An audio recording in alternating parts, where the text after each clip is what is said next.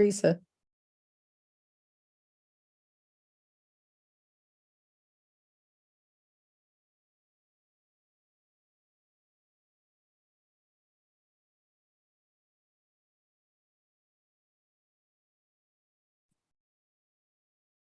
Did you have a question for Teresa, Commissioner Thompson? I'm not sure if she heard you. I don't think she did. I just wanted to apologize again. Well, you know that thing about squirrel was happening. Yeah, So I think Teresa doesn't have her her ears on, huh? thank you. I can hear now. Oh, okay. Were you needing me?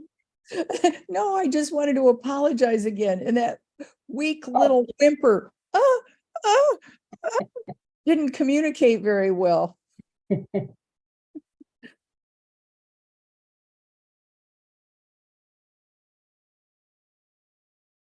We're at 3.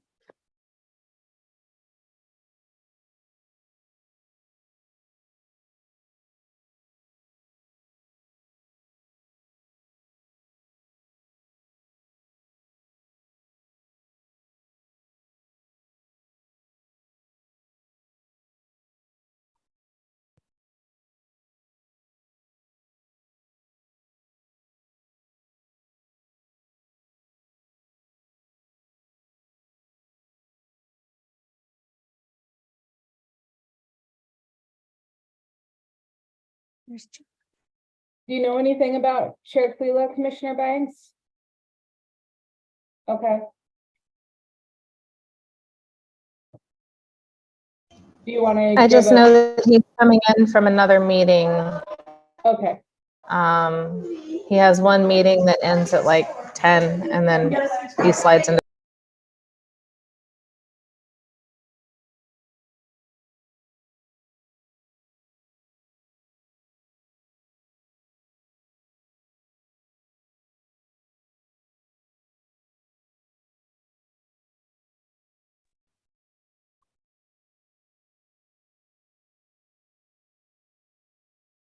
Hello, can people hear me?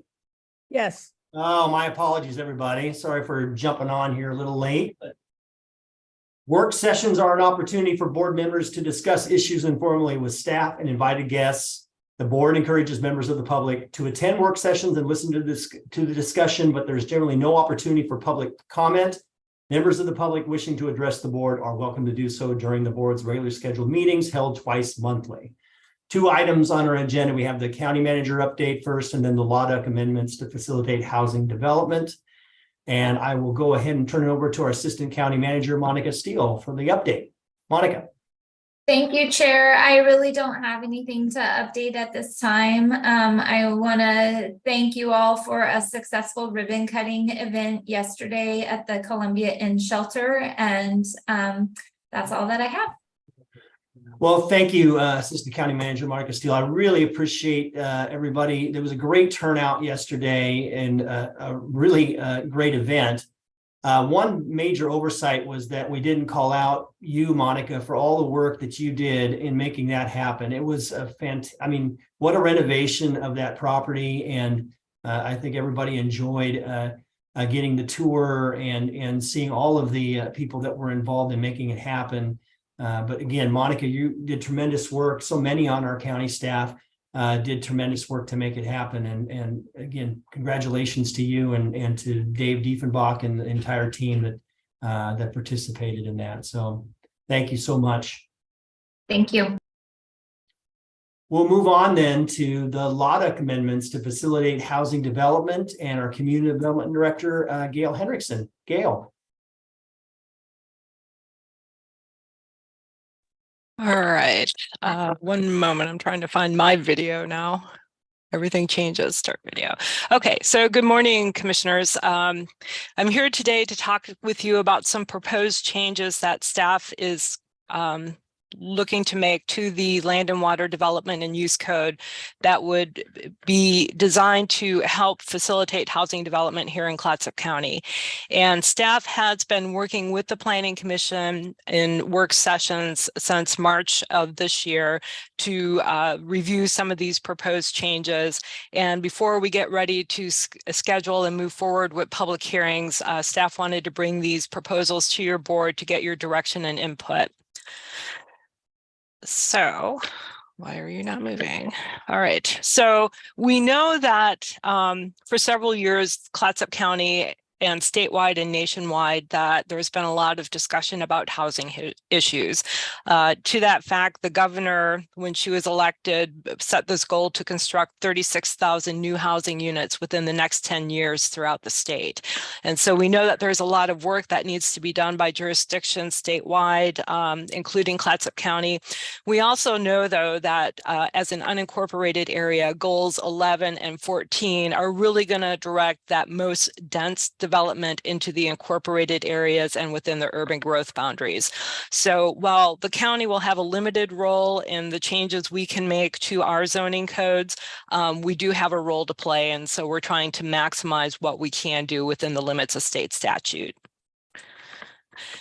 So when we talk about housing and the factors that affect it, land use processes, even though that's the first thing people usually point to, is that the planning department held me up, the planning department takes too long, the planning department this and that. We are just one piece in how housing gets constructed. And so there are other factors that you need to look at that also play sometimes a much bigger role than just how the planning department reviews a permit. And some of those things are about how much does land cost, how much land is available. Land is a limited commodity, and that's probably one of the biggest driving factors in how much it costs to develop housing today. You need to look at availability and cost of construction materials. And we know that since the pandemic just started in 2020, that supply chain disruption has increased the cost and lowered the availability of building materials. You also need to look at how much infrastructure do you have available to serve new housing? Do you have the roads in place? Is there water available? Is there septic capacity or sewer capacity to support that development? Because you can change your rules all you want, but unless there's not that infrastructure there in place to support it, it's going to be hard for developers to build the housing. There are some other things like state building code requirements, system development charges, which the county does not charge, but we collect, for example, the Astoria school tax on building permits, and that's sometimes thousands of dollars for a permit. You need to look at how much are inflation and interest rates. As those go up, it becomes more expensive to develop land. You need to look at what your local employment is. If you have a workforce that is not offered or has accessibility to good paying, family sustaining employment opportunities, they are going to be limited in what they can afford in terms of real estate. We also have sometimes NIMBYism will play into this, where people, will oppose housing developments for a variety of reasons. And then associated with that, sometimes there's litigation, which can add expense to a project and drag out the length of time it takes for that project to get approved. So I just want you to keep that all in the back of your head as we're looking at what planning can do to help this process. The changes we're proposing won't be the silver bullet that, solves everything. So the changes that we've been talking about with the Planning Commission are intended to be immediate and medium range revisions that we can do to our zoning code. And some of that is intended to reduce the application fees, reduce application time, or the amount of time it takes for applicants to receive approvals and permits. We've been trying to make the process simpler and easier to understand. And we want to make sure that we're addressing all zone areas so that we can encourage construction at all different price points. So we're not just focused on one type of housing in one particular area. So despite the things that we're trying to do, there are some things that these amendments are not going to be able to touch. We can't, through our law duck amendments, revise the state building code, and a lot of those things will add expense onto constructing housing.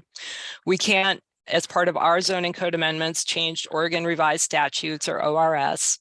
And despite the encouragement and the facilitation that we're trying to do here, we can't make anybody partition or sell their land or build a house on it. Also, we can't waive or reduce, like, for example, the Astoria school tax. And so those are all things that are outside of our control here. So I'll pause there for just a second before I go into the changes. Did anybody have any questions about that part of the presentation? No. Okay. Nope. Okay, so we are proposing 11 changes, and I'm just going to run through these so you can have an idea of what we're looking at. So the first change would be to make duplexes, which are 2 units, 2 attached units, housing units, a type 1 use. And right now, most of the zones have a duplex as a conditional use, which means my application fee is $1,200. It can take, several months to get your approval by the time you go out for the public notice, have the staff report prepared, and then go through your appeal period. And so that's significant time and cost for something that is 2 housing units attached, whereas a single family standalone house is an $85 over-the-counter permit. And so we would like to change duplexes to be that same $85 type 1 review process. So that would be the first change we're proposing. The second change is really aimed to create more uniformity across our residential zones. And the example that I used in this particular instance is that in the Arch Cape area, there is a requirement that when you build a new road or extend an existing road, it's a conditional use, meaning you go out for a public notice, you have a $1,200 application fee, there's a 12-day appeal period once the decision is issued. And about 2 or 3 years ago, we had 3 applicants come forward who wanted to extend existing roads in order to access their property and be able to develop it in the future. 2 of those cases were appealed to the hearings officer. 1 of those was appealed to LUBA, to your board, and to LUBA, and that one took about 1.5 years to get approval finally to build the road. So that is the only zone in the county where you have to go through that type of process in order to be able to do something that everywhere else in the county you just do as a matter of right, where you come in, you're developing your property, you extend the road. Usually people fight us of having to extend the road, but here in Arch Cape, it's the opposite way around. So we want to change that, stop having it be a conditional use and just drop it down to where it is everywhere else in the county. Our third change would be to look at reducing lot sizes for properties where they have access to community water and sewer.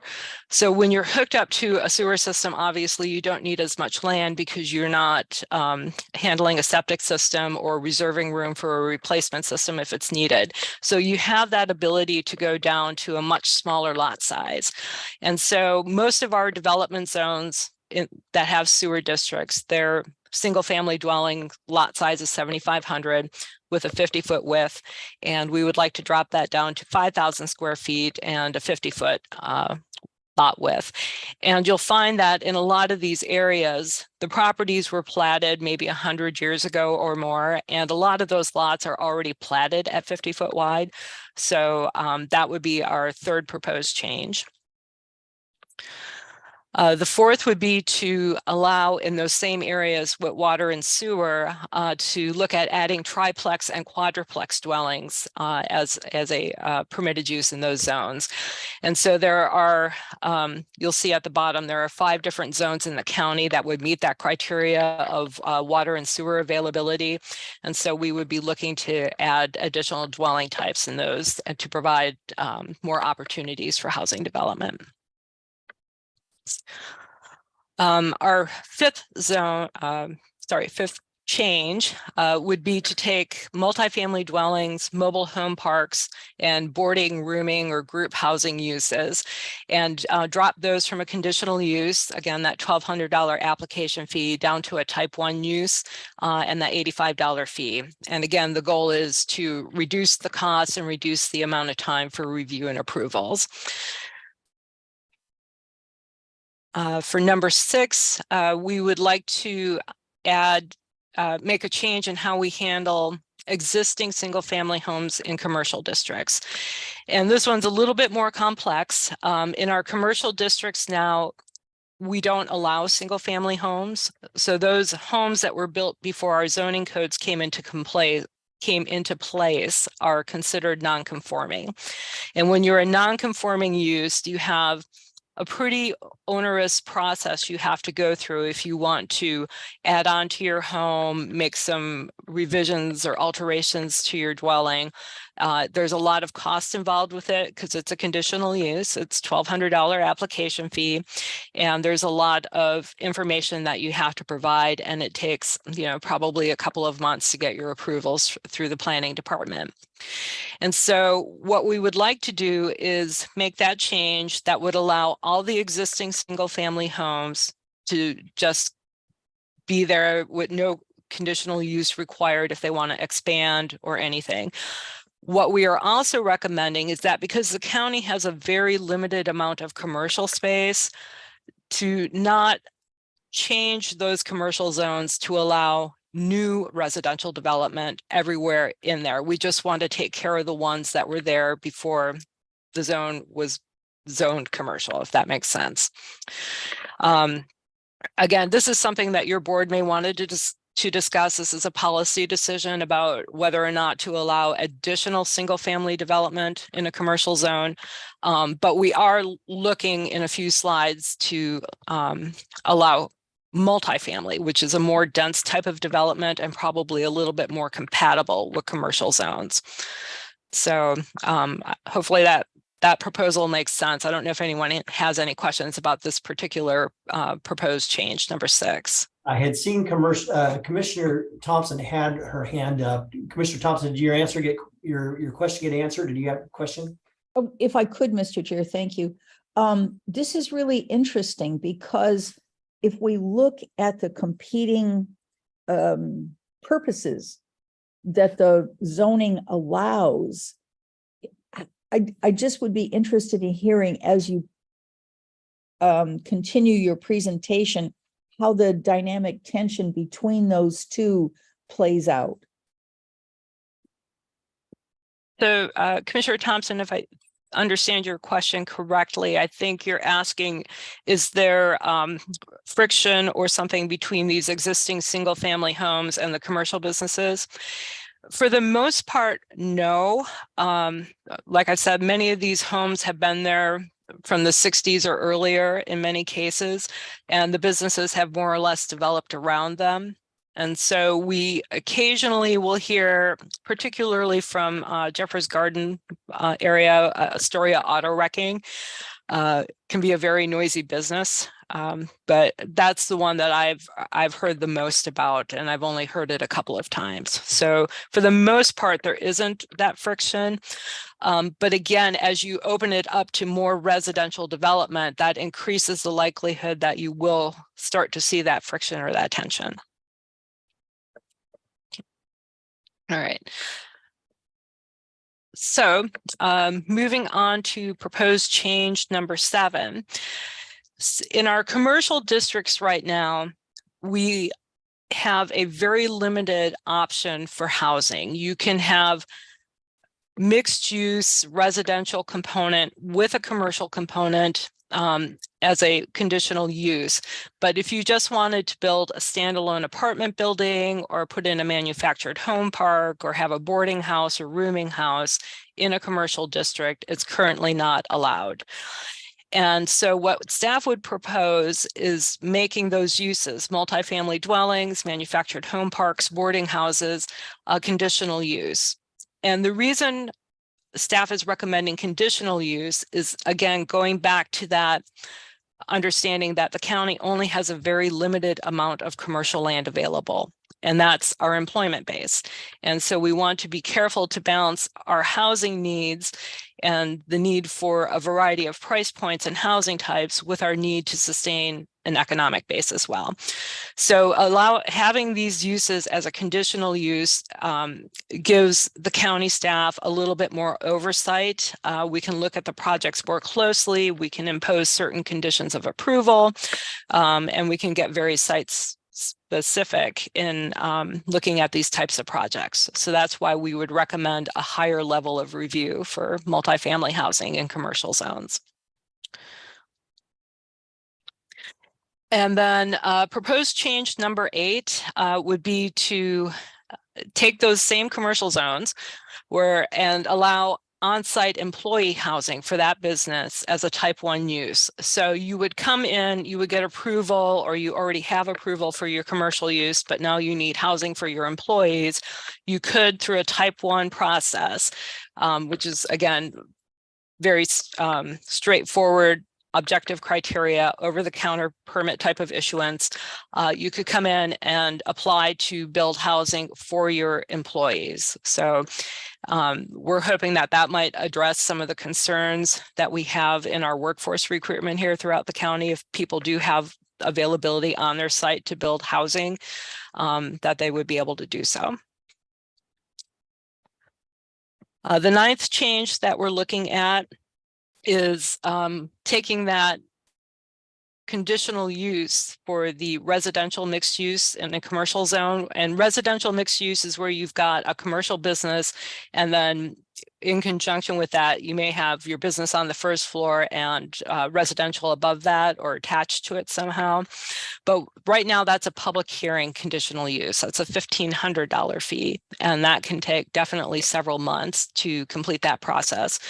And so what we would like to do, again, is if you are applying for a commercial or retail component, that would come through as your standard conditional use. But then in conjunction with that, if you want to provide the housing that would be available to the market, then you could do that as a type 1. So it would be kind of a cheap add-on as opposed to having to go through the full public hearing for to be able to construct that housing. All right, and then number 10 is something that staff has already partially implemented. What we've done with our partition reviews is we have completely overhauled that application and how we prepare those reports, and we've already set that up so that the process goes more from a formal written report to more of a checklist where we're basically checking the lot size, the lot width, what the road standard would be, and very subjective things. So it's very straightforward. If your board supports this, what we would like to do is in the future come back and ask then for that application fee to be cut in half from $1,000 to $500. It's because the state statutes consider this a land use decision. We can't eliminate the 10-day public notice. There still will be the 12-day appeal period, but by streamlining this and making it a much simpler review, we will be able to probably shorten that processing time from a couple of months to maybe a few weeks. And that's why we would come back and ask for the fee reduction as well. So that would reflect the amount of work that's being put into it. And then the final change is one that's still a little nebulous, but the county has been chosen for this mass timber code up project. And I see Commissioner Thompson smiling ear to ear. But it's basically the state is going to come in and look through our codes to figure out where we can accommodate standards and things that would encourage more modular mass timber housing. And at this point, we are still waiting for the memorandum of understanding that we'll sign. And we don't know at this point what changes may come out of that, but that's something that we know is in the process and will start soon. So I'm going to stop there for a moment with the proposed 11 changes and see, are there any questions about those 11 items at this point? Okay, I don't see any. All right. And then we've also, as staff, identified some longer range items that are going to take more time, and they're not part of this initial set of revisions that we're bringing forward, but are things that we would like to complete before the end of this fiscal year in June 2024. And that would be to work with probably DLCD to review our farm and forest zones to see where we can move some of those conditional uses over to a type 1, because those are very clearly specified in state statute. So we want to make sure that we stay consistent there. We also need to take a look through other jurisdictions to look at their geohazard mitigation regulations. And I know that's something that Commissioner Toyoka has a very strong concern about. And then with the 2023 legislative session, House Bill 3197 is going to require counties to develop clear and objective standards for housing that have to be in place by January 1st of 2025. And that's a fairly big project. And so we'll be tracking that one separately throughout the next year and bringing that forward again for further discussion. And then just a few other items to think about, not that they have any order or precedence, but obviously as we go through and reduce procedures and fees, that's going to, we are fee-based funded here in community development partially. So that will have impacts on our revenue stream and our budget here in community development. We have sent the proposed changes off to Department of Land Conservation and Development, but obviously they haven't been thoroughly reviewed, vetted, and approved. So there may be things that come back to us that the states may object to. And we, as I said, have had several discussions with the Planning Commission, but those were during work sessions. And so we haven't had a public participation input component to that, even though the agendas are advertised, we haven't received any public comments. But I would expect that moving forward, you will probably hear from some communities who may have concerns about some of the proposed changes. And so that would be something that your board would need to be aware of as well. Oops.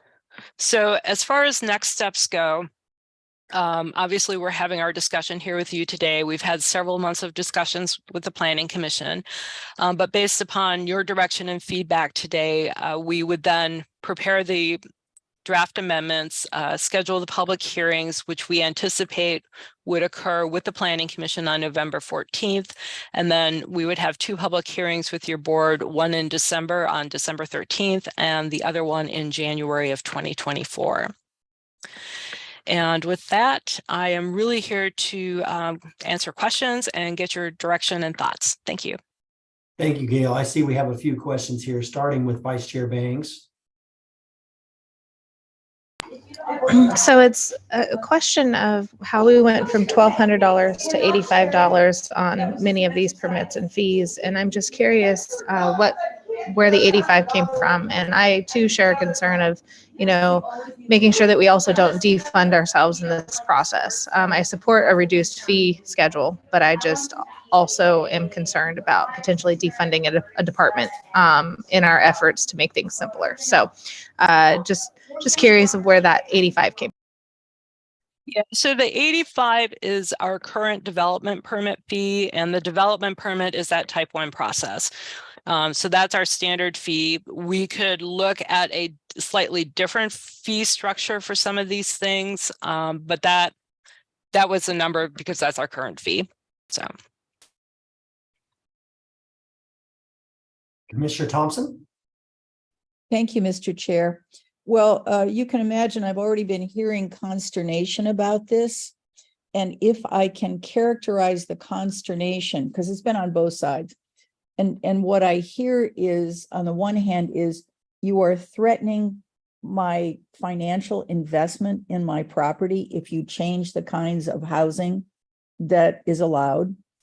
Another argument is you threaten the quality of my life if you allow less expensive housing.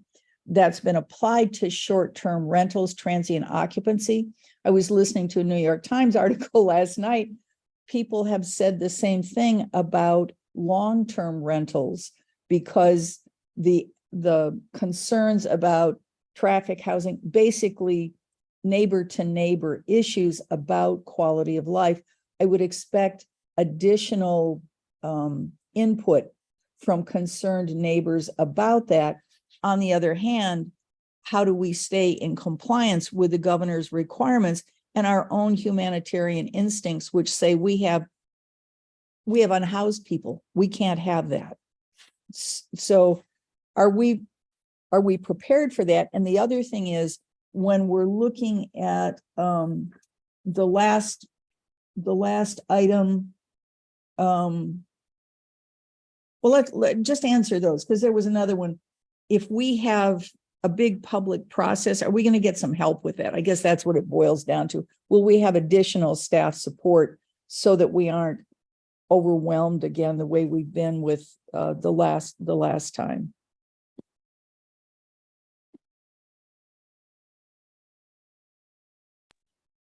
Do you, oh, I'm not sure, Commissioner, if your question is for staff or your fellow commissioners, so. I think it's both, because I think we all have to be, I mean, I've already seen the articles saying the Clatsop County Board of Commissioners and the Land Conservation and Development Commission should not be moving to type 1 procedures. So the drumbeat for that has begun. I expect it to accelerate. I just want to have us consider, how do we function effectively to balance those competing community needs?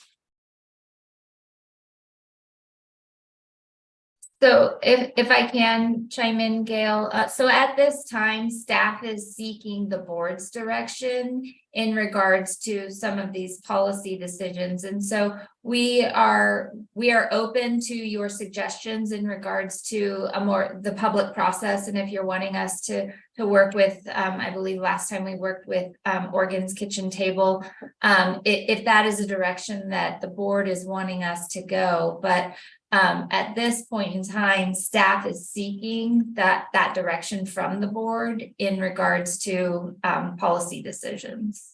Let me thank you for that clarification.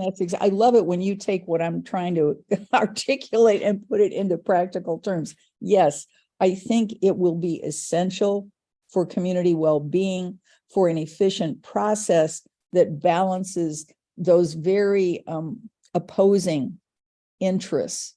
I liked what OKT did, and I would personally be in favor of that.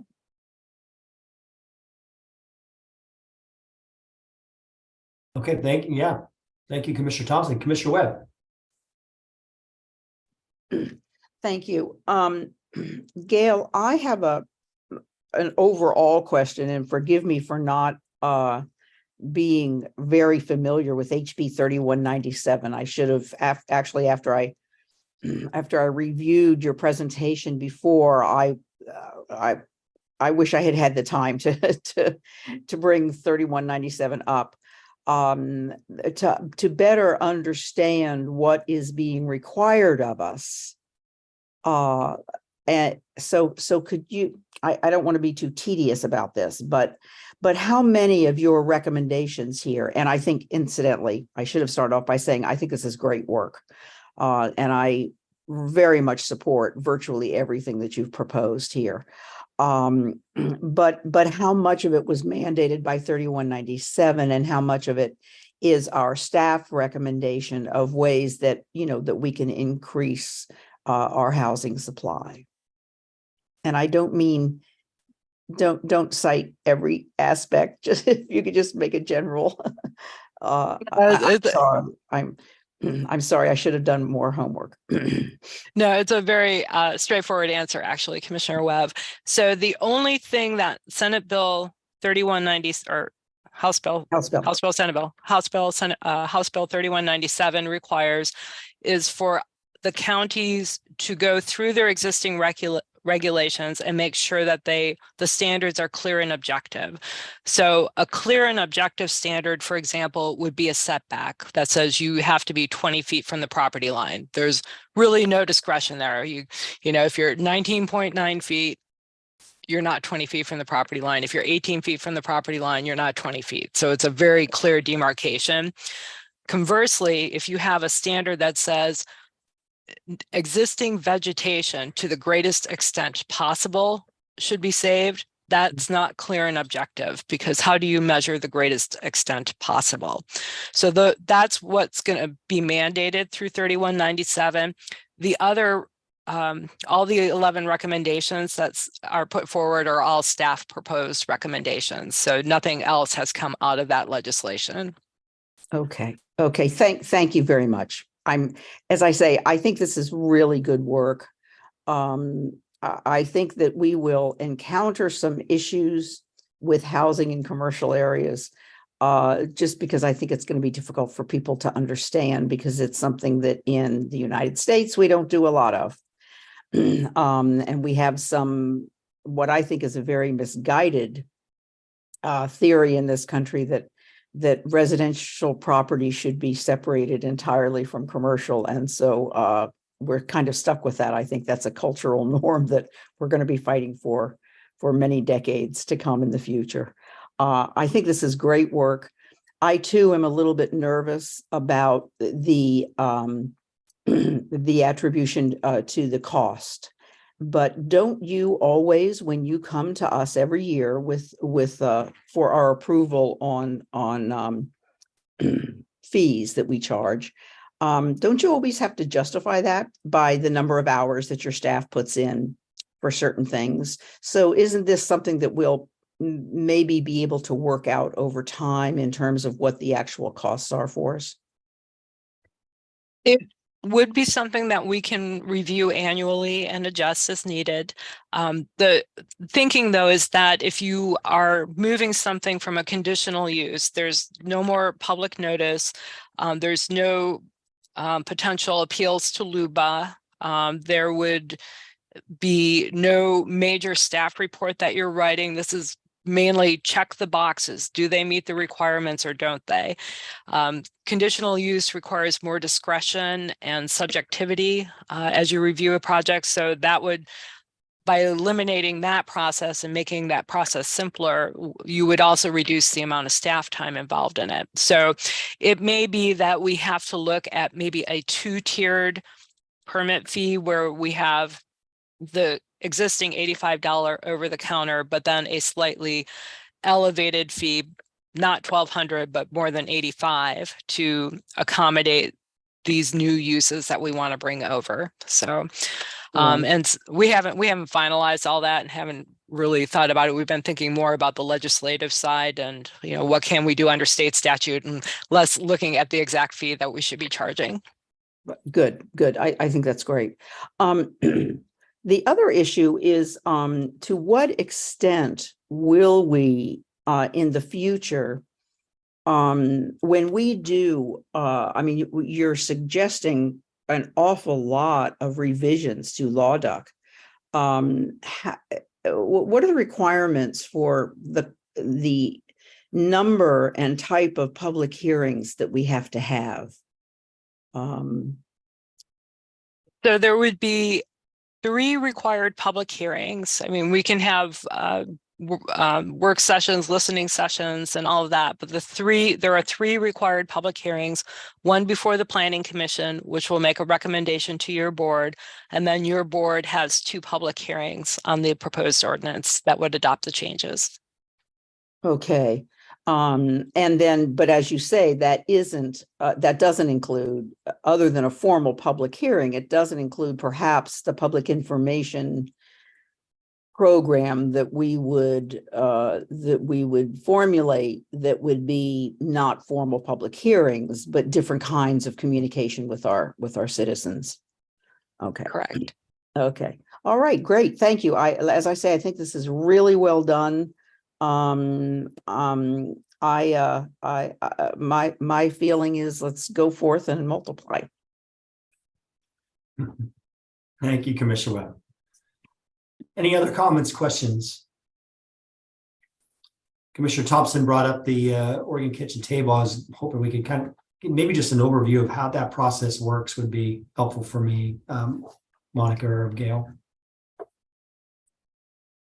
So when we used OKT for the comp plan in June of 2022, they basically met with staff initially to identify what were the issues that we wanted to get input on, developed a program to do that, and then worked with staff to schedule meetings in different locations in the county and to help facilitate those.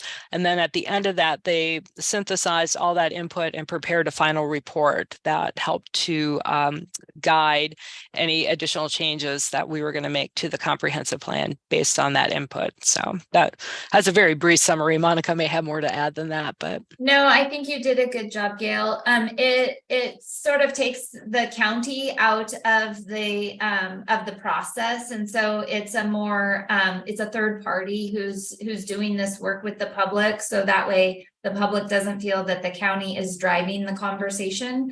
It's this third party that's just gathering the information, and so people feel perhaps more freely to speak. Okay, yeah, thank you. And the cost and timeline of something like that? I would have to go back. I Okay. honestly don't recall. Gail, you might recall the cost of it, but the timeline is, we have to do the initial meetings so that way we can set the schedule and everything, but it typically would probably be at least a couple of months. Okay. Yeah, and I would have to double check, but I wanted to say that we spent probably around 10,000 for that, maybe a little bit more. Okay. Yeah, thank you, Gail. Thank you, Monica. Commissioner Toyoka? Oh, well, thank you. The comment was, as we've met with Planning Commission and Gail, your staff before, is all about, removing barriers and facilitating. And I think the biggest overall thing you've done on these proposed changes is not fees, but time. You're assisting in timelines.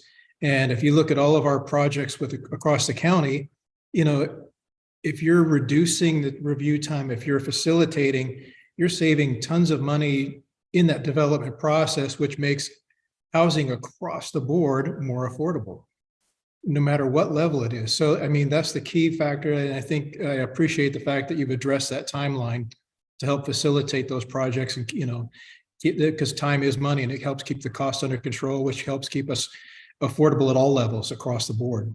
So thank you. Yeah, thank you, Commissioner Toyoka. Commissioner Webb? Yeah, I was just going to suggest that there are other entities out there besides Oregon Kitchen Table who do this kind of facilitation with public involvement. So I'm assuming, although for this small amount of money, I guess we wouldn't be required to put it out for bid, but there are other folks out there who do this kind of work. Thank you. Thank you, Commissioner Webb. Commissioner Thompson? Thank you, sir. I'd add on to what Commissioner Toyoka said. The biggest improvement in my mind isn't just time and money, it is the certainty, and business loves certainty. The lack of objective standards has wound people around the axle for years and really severely hampered, I would say, our ability to develop housing. So that, I think, is a decided improvement. That's enough. Thank you. Yeah, thank you, Commissioner Thompson.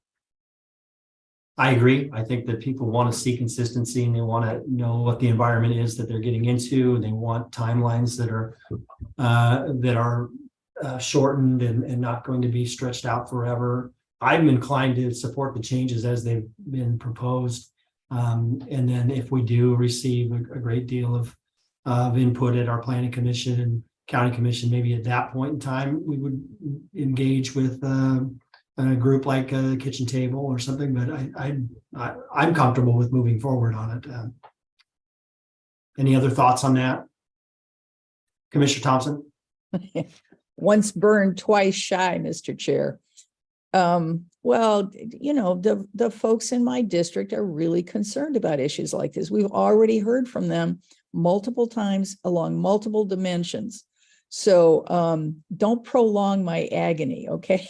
Just on a personal basis, because the longer this goes on, And the more, the closer it is to us, the more difficult that becomes, because it gets very personal very fast. It already is.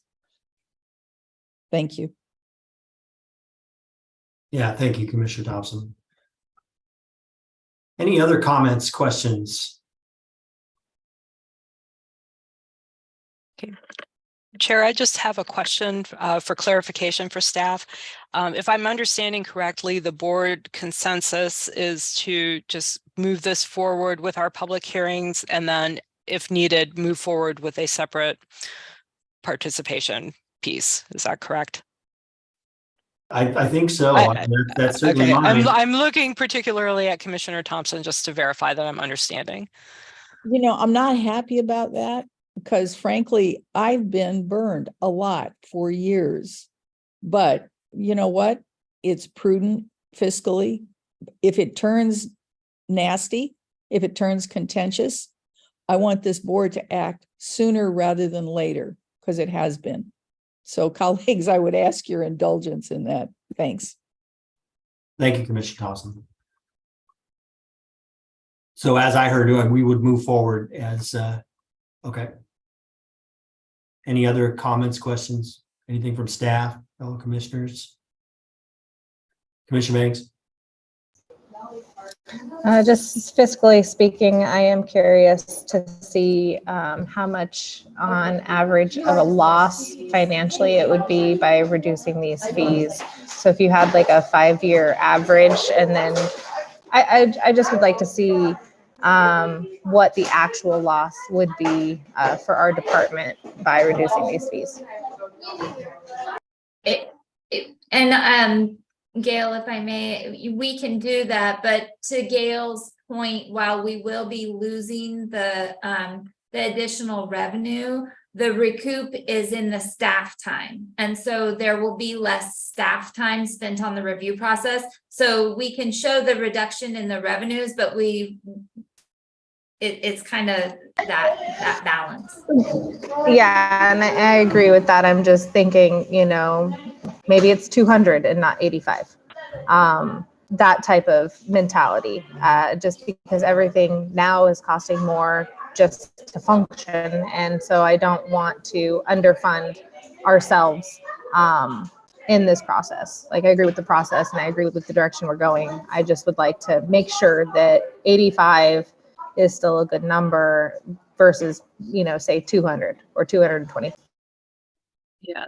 So Commissioner Banks, just to briefly address that, thinking back in my almost 6 years now that I've been here, we have never once had anyone apply for a manufactured home park, a duplex, a boarding house, and obviously some of the uses that we're proposing would be new in the districts. I think where we would see the biggest impact from the fee change would be in the partitions, which we do process quite a few of, and that we can track that number over 5 years and see how that would affect our revenues. But the other changes, since they've never been used previously in 5.5, 6 years, we really wouldn't be able to measure that impact because there wouldn't be any impact. So.